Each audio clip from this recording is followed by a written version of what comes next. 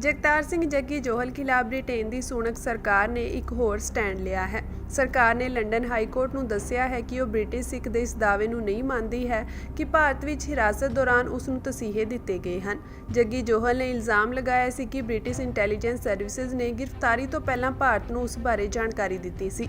London high court ਵਿੱਚ ਸਰਕਾਰ ਦੇ ਵਕੀਲ ਨੇ ਕਿਹਾ ਕਿ ਸ਼ੱਕ ਤੋਂ ਬਚਣ ਲਈ ਪੰਜਾਬ ਪੁਲਿਸ ਵੱਲੋਂ ਤਸ਼ੱਦਦ ਅਤੇ ਅਣਮਨੁੱਖੀ ਦੇ ਇਲਜ਼ਾਮਾਂ ਨੂੰ ਸਵੀਕਾਰ ਨਹੀਂ ਕੀਤਾ ਜਾ ਸਕਦਾ।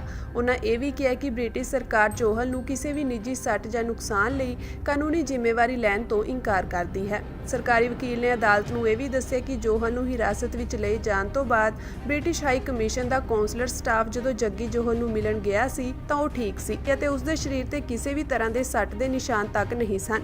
ਜਗਤਾਰ ਸਿੰਘ ਜੱਗੀ ਜੋਹਲ ਦੇ ਵਕੀਲ ਅਤੇ ਪਰਿਵਾਰ ਬ੍ਰਿਟਿਸ਼ ਸਰਕਾਰ ਦੇ ਇਸ ਰੁਖ ਤੋਂ ਹੈਰਾਨ ਹਨ ਅਤੇ ਉਹਨਾਂ ਕਿਹਾ ਕਿ ਇਸ ਦੇ ਲਈ ਸਰਕਾਰ ਨੂੰ ਅਦਾਲਤ ਵਿੱਚ ਮੁਆਫੀ ਮੰਗਣੀ ਚਾਹੀਦੀ ਹੈ। ਇਹ ਪਹਿਲੀ ਵਾਰ ਨਹੀਂ ਹੈ, ਇਸ ਤੋਂ ਪਹਿਲਾਂ ਵੀ ਇਸੇ ਮਹੀਨੇ ਸੁਣਕ ਸਰਕਾਰ ਜੱਗੀ ਜੋਹਲ ਤੇ ਜੌਨਸਨ ਸਰਕਾਰ ਦੇ ਸਟੈਂਡ ਤੋਂ ਪਿੱਛੇ ਹਟੀ ਸੀ।